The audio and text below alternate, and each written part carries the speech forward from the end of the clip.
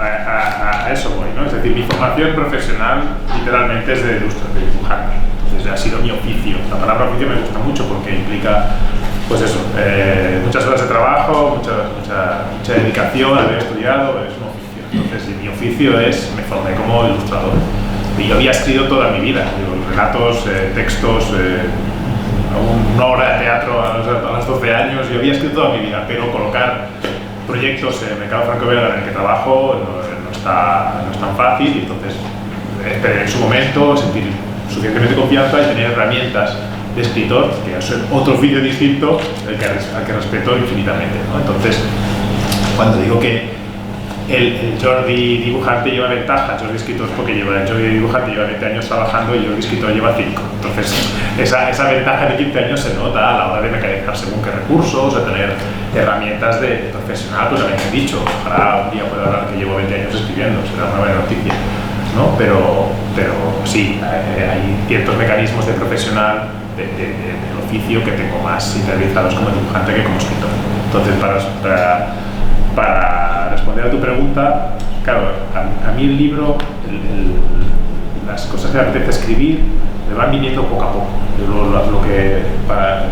Una imagen que os daría es que os lo voy poniendo en un cesto, gustos, influencias, cosas que me apetece hablar, temas que me enfadan un poquito y yo creo que hay que tratarlos de una forma, ponerles el foco, ¿no? Entonces esto lo voy poniendo en un cesto y va fermentando en mi cabeza durante meses y meses. Yo tardo meses en decidir qué es el libro siguiente que quiero escribir. Y entonces ahí viene la tentativa, ¿no? Un escalador que intenta subir una montaña pero nunca sabe si le va a llover o le va a nevar y tiene que bajar. Un guión me parece para mí igual, ¿no? Hay que respetar siempre que la incógnita de las musas, que a veces llegan cuando llegan, y entonces me gusta más la expresión de estoy escribiendo un guión que no voy a escribir un guión, ¿no? Porque no es lo mismo, ¿no? La seguridad de que lo vas a acabar y acabar en un buen puerto, yo todavía no la tengo. Me parece, yo tengo historias que se han quedado en el cajón porque no sabían encontrarle el final o no sabían encontrarle la dirección concreta. Carta Blanca tuvo varios borradores y hasta que no encontré el borrador bueno no estaba seguro que le iba a acabar, y yo soy silencio, paso por 3 borradores muy distintos unos de los otros y hasta que no tengo el borrador bueno no me atrevo a decir que la historia va a acabar siendo escrita, ¿no? Entonces esos borradores es un proceso de meses. Y una vez que yo tengo el borrador bueno, más o menos, de qué va a ocurrir, sí que ya atacó la escritura del guión, de los diálogos, de la paginación propiamente dicha, que eso sí que ya es un trabajo más técnico que si yo no sé, ya lo puede abordar con más seguridad. Pero la aproximación conceptual del libro tarda meses. Entonces eso, ahí hay que ser muy prudente. Bueno, precisamente, es decir, yo cuando me di cuenta que me apetecía hacer un thriller y que decidí hacer uno, me di cuenta al minuto siguiente que no tenía ni idea de esos tópicos y de esos códigos, ¿no? Que hay que respetar del thriller para que sea un thriller. Entonces, bueno, puse a hacer los deberes, leer libros, recuperar los clásicos, películas, los deberes, vaya, de un guionista, y me di cuenta que el thriller la verdad es muy elástico y es un género que te permite muchas cosas. Entonces, uno se pregunta a sí mismo si tiene permiso o no para entrar en ese club de escritores de novela negra, y me di permiso para entrar haciendo un Jordi Lafebre. Es decir, ahí las dosis de humor están porque me las permito y también porque el maestro Vázquez Montalbán se las permitió, ¿no? Es decir, cuando uno lee las novelas de Pepe Carballo, de Vázquez Montalbán, yo visito Barcelona en los años del 66 con él, te das cuenta que las preguntas que haces de Carballo son las preguntas que se hacía cualquier la gente de esa época, ¿no? En la transición, y eso me dio muchísima fuerza para decir, bueno, Jordi, haz la Barcelona que tú ves ahora, ¿no? El thriller, el género será como el camino que te permitirá viajar a otras cosas, ¿no? Entonces, por ejemplo, el tema de salud mental es un tema que yo quería tratar, y vi que entraba en el thriller porque el thriller te permite viajar por la sociedad que tenemos a través de esa búsqueda, ¿no? Del culpable, pero te permite tratar otros temas precisamente, ¿no? Que los tienes de lado, están allí, están encima de la mesa, pero que no son el tema central, sino que están haciendo de atrecho, ¿no? Y bueno, el thriller permite eso, y es lo que me interesaba en realidad cuando escribí el libro. Eva, el personaje, gráficamente nació un día en mi cabeza, no sé cómo. La verdad es que un día estaba gravateando y apareció una chica con los ojos azules y el pelo corto alborotado. Apareció, además llevaba un collar negro, un jersey de collar negro y todavía no llevaba gabardina, pero acabó llevándola. Entonces, ese personaje lo estuve gravateando en un papel durante años, literalmente años, sin saber ni quién era, como me decía. Era tan simple, tan fácil y tan bonito de dibujar que lo dibujaba muchas veces. Y yo siempre digo que un personaje, si hay que dibujarlo muchas veces, es como un amigo con el que vas a viajar tiempo, ¿no? Es decir, creo que te lleves bien con él, ¿no? Es decir, a veces los dibujantes buscamos diseños muy espectaculares, diseños muy curiosos para atraer al lector, pero al final te cuesta dibujarlos porque son difíciles. Entonces mejor hacer que tu personaje principal sea fácil para ti de dibujar, porque es que lo vas a tener que dibujar muchas veces, ¿no? Es como un compañero de viaje, ¿no? Es que mejor que...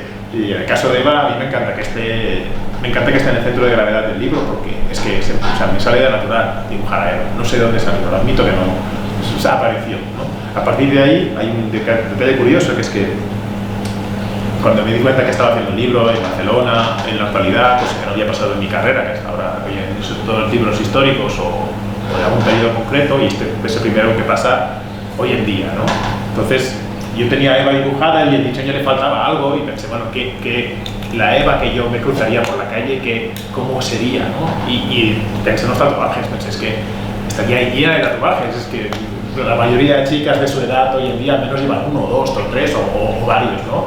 Y me di cuenta que es curioso como el tatuaje en el cómic todavía sigue siendo algo como que marca el personaje, no como algo natural, como hoy en día es que ni nos fijamos en los tatuajes de la gente porque mucha gente va tatuada, ¿no?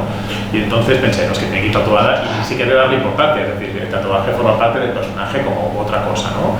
Ahí entra Millennium, Iris Betzilater, pero para normalizar el que hoy eso ocurre hoy en día y ya está, ¿no? Entonces, claro, lo que se decía del borrador y del ir y venir, en el momento que el personaje de Eva la tatuada, claro, el escritor dice, espera, esto es interesante, ¿no? Vamos a coger estos tatuajes y reescribir en versión de eso, ¿no? Entonces, hay una comunicación muy divertida entre el diseño o los diseños que van apareciendo y las versiones del guión. Ahí sí que entra un poquito la cosa. Es verdad que es un universo abierto y es verdad que Eva podríamos encontrarnos con otro caso que resolviera otro caso o que le pasara otra cosa. ¿Por qué no? No es imposible, no es un universo cerrado, no es un periodo histórico concreto que me impida volver a ella, pero como tardo mucho en escribir, pues bueno, de momento hay una Eva. Os tengo que confesar que yo cuando escribía este libro, el personaje de Eva fue creciendo solo. Yo tenía muy claro que era un personaje, el detective que resuelve el caso tiene que estar, ¿no? en todo código de thriller, pero el personaje fue creciendo solo y bueno, pasé muy bien escribiéndolo, ¿no? Y la sorpresa mayúscula es cómo el público lo ha recibido, es decir, todo el mundo que lo ve dice, pero va a volver, ¿no? Y yo no me lo esperaba en absoluto. Yo cuando escribía este libro no me esperaba en absoluto que a la gente pidiera otro, ¿no? Ni mucho menos. Así que lo estoy gestionando, no estoy gestionando mi cabeza a ver qué ocurre. Estoy muy contento del recibimiento, no puedo decir otra cosa, ¿no? Generalizar es muy difícil. Yo en mi caso, cuando estoy haciendo el libro, los últimos 9 meses son en pánico total. Es que yo no acabo el libro pensando, vais a ver, esto va a llegar aquí, la gente va a adorar. No es mi carácter. Mi carácter es de sufrir hasta el último minuto y acabo el libro porque mi pasión es acabar el libro, pero es una tarea descomunal. La metáfora de subir a la montaña me parece buena, es decir, yo arriba no estoy para generar la foto, arriba de la montaña estoy sin oxígeno, ¿no? Sinceramente, cuando tengo el libro, cuando estoy trabajando con Eva, cuando veo los diálogos, o sea, Eva escribiendo el libro creció sola, es decir, es que es verdad que a mí también me apetecía jugar con ella y tiene escenas que en un borrador había una cosa que se resolvía por un mecanismo así como de ir y venir, y al final pensé, no, si es que mejor que ella sea el centro de gravedad otra vez y que resuelva ella porque tiene este carácter, ¿no? Es decir, es verdad que ella fue tomando protagonismo, pero eso es como entrenador de fútbol que saca un chaval a jugar y el chaval resuelve el partido, es decir, esto no te lo esperas, ¿no? A partir de ahí, ¿qué va a pasar con ese chaval? Joder, ojalá, ¿no?, se convierta en una estrella, pero hay que ser prudente, ¿no? Que es un chaval. Entonces, yo no me esperaba nada. Cuando acabo el libro, yo acabo el libro y estoy muy contento de que... Yo intento siempre, tengo los libros escritos, que sean muy redondos, que sean compactos, que el libro se tenga por sí solo, ni que el lector tenga que venir de un sitio para entender de qué hablo, ni que tenga que esperar a algo más para entender de qué estoy hablando. A mí me gusta esta sensación de generosidad, de dar un libro a alguien y que le dé durante 2 horas esté leyendo y que esté entendiendo el libro y que se lleve algo cerrado para él, ¿no? Entonces, revisitar un personaje es una cosa maravillosa, pero yo lo que no haría es revisitar un personaje en forma de serie que te deje colgado. Eso no lo haría jamás, porque no me gusta como espectador ni como lector, no lo disfruto, porque siempre la sensación de... Entiendo el cliffhanger, cómo funciona y que comercialmente es muy bonito, pero yo no lo haría. A mí emocionalmente me gusta ser generoso con el lector y darle una cosa completa. Y en esa cosa completa del guión entra también que esté bien escrito, que esté sólido por dentro, que tenga temas suficientes de los que profundizar, ¿no? En el caso de Soy su silencio, pues está la enfermedad mental, está la visión, está un poquito de la herencia familiar, que las dos visiones pues me dieron mucha densidad al libro. Entonces, encontrar todo eso para otra aventura de Eva, si llega, ya llegará, ¿no? Hay muchos ejemplos en la historia del cómic que ocurren, pero hay que recordar también el momento en el que estamos. Cuando había revista, cuando los álbumes eran de 46 páginas, cuando había una tira cómica diaria, es muy fácil ponerte en una aventura y bueno, que vas tirando, ¿no? El propio Akira Toriyama, sin compararme con los genios, pero pues, decía que empezó Son Goku porque te permite una velocidad de trabajo que es la que es, ¿no? Entonces una novela gráfica como Soy su silencio toma 2 años. Entonces, no te tiras voy a probar 2 años a ver qué pasa y luego tiré 2 años más porque se te va la carrera, ¿no? O sea, es un libro insistiendo en la metáfora del viaje, son 2 años de viaje, hay que pensarlo mucho, qué energía tienes, qué te apetece realmente hacer, qué te habla como autor, ¿no? Cuáles son tus influencias, tu situación personal, intelectual, emocional, muchísimas cosas, ¿no? Tener en cuenta. Y los proyectos que a veces quizás están esperando en el cajón, que están esperando que acabaras este libro para que se pongan en marcha, ¿no? Entonces, sí, evidentemente hay muchos personajes de cómic que han llegado para un poco empezar a andar sin darse cuenta que se iban a convertir tan grandes. No es imposible que ocurra, pero tampoco es una cosa que puedes prever. Es decir, voy a hacer esto, vais a ver, voy a empezar a caminar y andando, me voy a subir al Everest y voy a hacer un Son Goku. Eso no se puede prever. Ojalá si ocurriera sería el primer contento, evidentemente, pero no se puede prever, es imposible. Mira, hablando del proceso de que yo iba poniendo temas en un cesto, yo tenía como varias cosas en el cesto que en su momento cuajaron, pero que llevaban meses flotando juntas sin que yo me diera cuenta que eran una buena idea, ¿no? A mí me apetecía, mi primera idea era un psicólogo deprimido, ¿no? Esa especie de juego de espejos, ¿no? De que alguien que conoce muy bien la condición humana, de tanto tratarla, acaba él mal, ¿no? Y que esa depresión por tratar al ser humano le llevará a siempre ver el lado malo del ser, y entonces siempre resolvía los crímenes porque era él que decía, a mí esa idea me gustaba mucho, pero en mi cabeza le faltaba algo, faltaban muchas cosas, ¿no? Era una anécdota, no era un libro, ¿no? Y en realidad empezó a crecer cuando en mi cabeza pensé si lo hago una chica, porque para mí no es lo mismo escribir un personaje masculino de 45 como yo que escribir un personaje femenino de 33 como Eva, que me obliga a proyectarme mucho más, me obliga a salir de mí mismo, me obliga a meterme en la cabeza de un personaje que yo no soy, ¿no? A mí la sensación de hacer algo autobiográfico no me apetecía nada, ¿no? En cambio, obligarme a descubrir un personaje nuevo sí que era muy interesante. Y entonces la idea de la depresión por ahí mismo, depresión, pero como depresión, ¿no? Entonces empecé a hurgar por cosas personales que no vienen al caso, intereses que están un poco flotando alrededor, el tema de la salud mental, ¿no? Dije, aquí pasa algo. A veces los autores tenemos una especie de instinto, algo huele y no sabemos qué es, pero va por allí, ¿no? Una tenista que se bajó de la competición por depresión, dije, ¿no? Tenemos muy normalizado que la gente pare de competir por una lesión en la rodilla, pero cuando es una enfermedad mental, la gente la trató de débil, de frágil, ¿no? Diciendo, pero qué chorrada es esta, si tuviera otra enfermedad, todo el mundo lo aceptaría, ¿no? Entonces vi que había un agujero muy grande ahí, ¿no? Había algo que no sabíamos encarar como sociedad, ¿no? Y fui hurgando y vi muchos precisamente más mujeres que hombres, más chicas jóvenes que hombres, que iban aceptando sus dificultades mentales y que iban haciéndolo público para visibilizar, ¿no? También la gimnasta norteamericana que se bajó de las Olimpiadas, ¿no? Y sentí que era esto, que había que hablar de esto, y me encajaba muy bien con el tema del thriller y con el tema del investigador, ¿no? Y a partir de ahí había otro tema que me interesaba mucho, porque eran mis temas, que es la familia, ¿no? La herencia familiar, no solo la familia que tienes alrededor, sino la familia en vertical, ¿no? Tus ancestros y esa herencia que tú tienes que arrastrar, a veces para bien y a veces para mal. A veces te lleva, ¿no? A veces eres el hijo de quién eres y eso te ayuda, y a veces es un lastre, ¿no? Y esas dos cosas encajaron en Vázquez Montalbán, en Barcelona, en una sociedad que me apetecía tratar. Eso un día cuajó, y el primer borrador nació, fue un texto largo que me puse a escribir porque notaba, ya sabía de qué estaba hablando. A partir de ahí entra el trabajo de coger ese y convertirlo en un guión técnico, ¿no? De sus tiempos, sus diálogos, su paginación, y ahí ya entran estas herramientas. Y las dos cosas, la verdad es que en ese proceso de meses de maduración que os cuento, yo no sé en qué momento decido una cosa tal cual.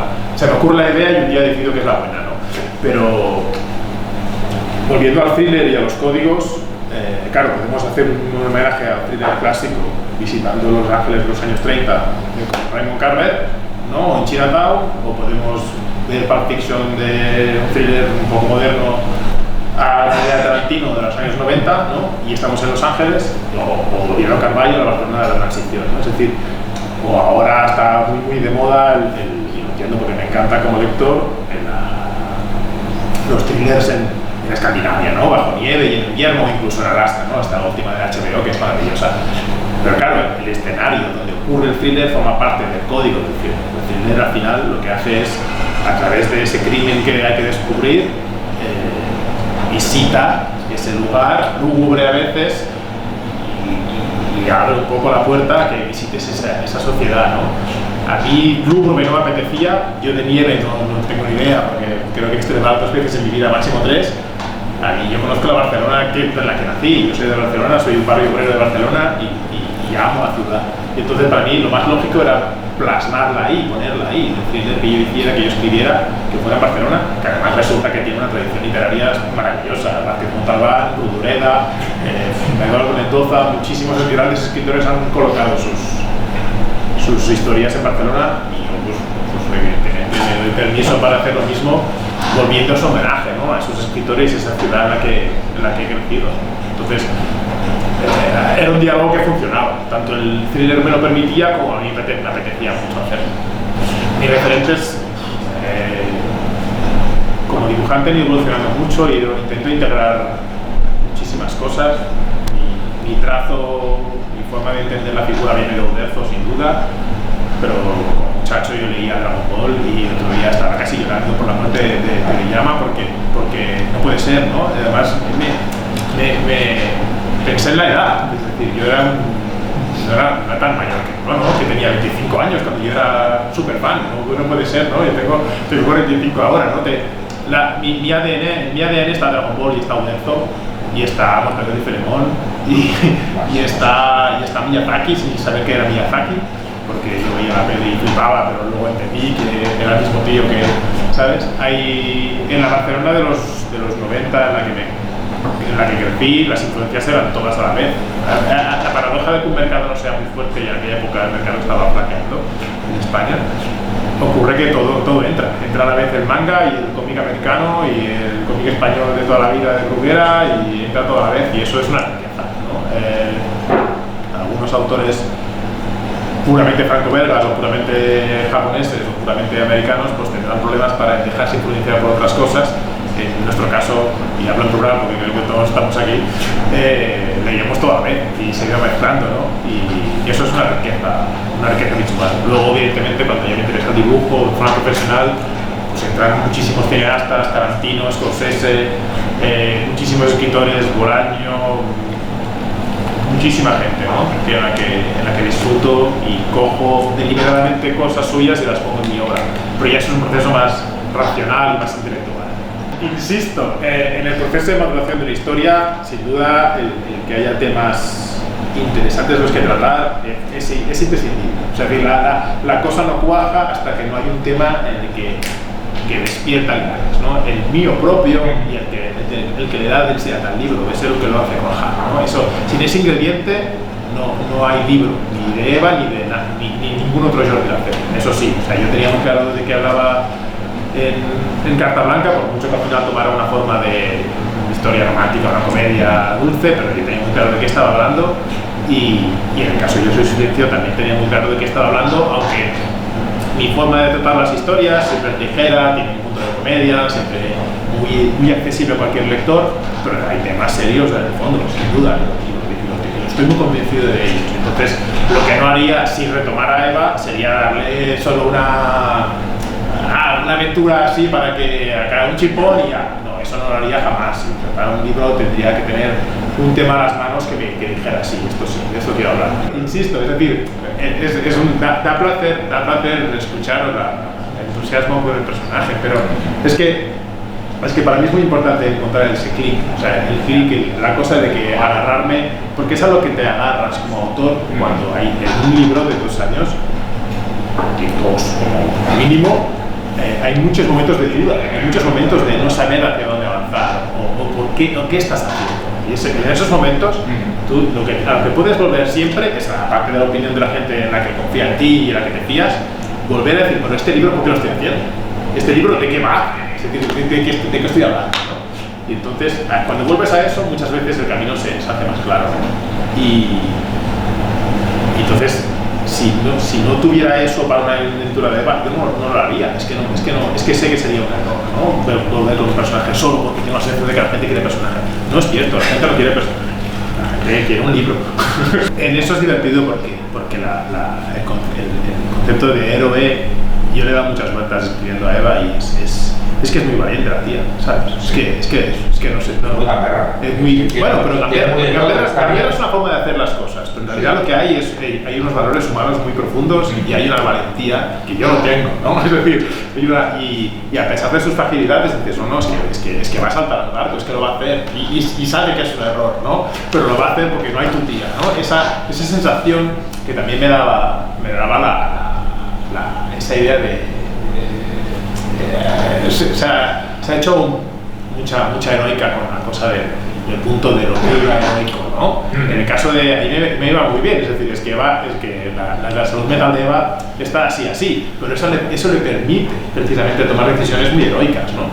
Es decir, es como para mí fue lo mismo, pero desde el otro lado, ¿no? Es decir, es que ya sabemos que no está bien de la cabeza, pero fíjate cómo nos gusta, ¿no? Que fíjate qué útil es, ¿no? Y que al final sea ella la que reflexione de no sé si todo esto que he hecho ha servido para nada, ¿no? Pero yo como escritor y como lector del primer pensé, pues claro que ha servido, es decir, por supuesto, ¿no? Es decir, no, las acciones heroicas todas tienen un sentido, ¿no? Entonces, en ese sentido sí que me gusta mucho que hayas echado el concepto de héroe porque para mí es una heroína, a su manera es una heroína, ¿no? Sí. Entonces, desde ahí, claro que hay opción para retomarla, pero insisto, tendría que encontrar un tema en el por el que ella luchara, ¿sabes? Mucho. Hay mucho proyecto en medio en el cajón. Proyectos que aunque yo estaba tan convencido como otros de que iban a llegar a buen puerto, por lo que sea, llega un momento que llegas a un punto en que sabes que aquí ya no puedes desarrollar más, por lo que sea. Y no solo es externo, puede ser que uno mismo, al final, quizá esa falta de convencimiento de que había una medida de fondo que te convencía, por mucho que intentes apuntalarla, ¿no? Y meterle cosas, pero ya, si la primera fermentación no es buena, aquello no va a llegar, ¿no? Entonces así hay proyectos que se han quedado en el cajón. y por eso yo soy muy prudente a la hora de hablar de los siguientes, porque es que nunca lo sabes, ¿no? Me gusta más, insisto, la idea de estoy subiendo a la montaña que voy a subir a la montaña. Sí, hay cosas. Y en eso también, volviendo un poco a lo que hablábamos antes, es decir, no es lo mismo abrir un relato de 10 páginas que si te sale mal, pues lo guardas en el cajón y ya, que encarar una novela de 500, ¿no? Entonces, mucha calma, que estamos allí. La adaptación a la pantalla es tan interesante y fascinante como difícil de que ocurra. Es decir, esa idea recurrente de que cada niño que nace es un milagro, porque si te paras a pensar todo lo que tiene que ocurrir para que nazca un bebé, piensas, pues eso es como una célula, va a llegar así, no sé qué, no puede ser, y a la vez ocurre cada día, ¿no? Es decir, vemos constantemente cosas en streaming, en el cine, y vemos muchísimas películas, pero eso no quita que cada una de ellas que haya acabado en pantalla es un milagro. Es que es muy difícil una producción audiovisual. A mí me fascina, trabajo regularmente con cine y animación, es un mundo que conozco un poquito, porque colaboro con producciones audiovisuales, y precisamente porque trabajo un poquito en ella y a mi manera, con un oficio distinto que es el de character designer y a veces otras cosas, pero da igual, sé lo difícil que es y sé los 1000 parámetros que hay, ¿no? Para responder a tu pregunta de forma precisa, yo me lo imagino coherente. Si hubiera una adaptación de mis libros a pantalla, tendría que ser coherente con el espíritu, tendría que ser honesta en la propuesta y tendría que oler a lo mismo que huele el libro. Que es decir, quiero pensar que huele a autor, quiero pensar que huele a alguien que detrás de aquella obra está alguien que le mueven esos temas, ¿no? Si una adaptación audiovisual puede llegar de muchas maneras. Puede llegar porque un creativo, un director, un guionista o alguien creativo cree en ello y visualiza la adaptación, y aunque lo adapta de una forma muy distinta, el corazón de la historia sigue siendo el mismo, y eso, si ocurriera, me parecería bien. O alguien que se enamora del formato original y quiere llevarlo tan lejos como sea posible la adaptación en pantalla, y el corazón del libro sigue estando en la pantalla. Cualquiera de los dos formatos me parecería bien, siempre, pero es alguien que se enamora realmente del corazón del libro, ¿no? De una forma coherente, de una forma sincera. Sí, a veces hemos visto mil adaptaciones que me han dicho, pero es una adaptación, ¿esto qué es? Porque es un refrito que al final no sabe a nada, ¿no? Eso sería una lástima. Entonces, como autor, sí que intento proteger que la adaptación a la pantalla sea tan, si es que llega, tan honesta como sea posible.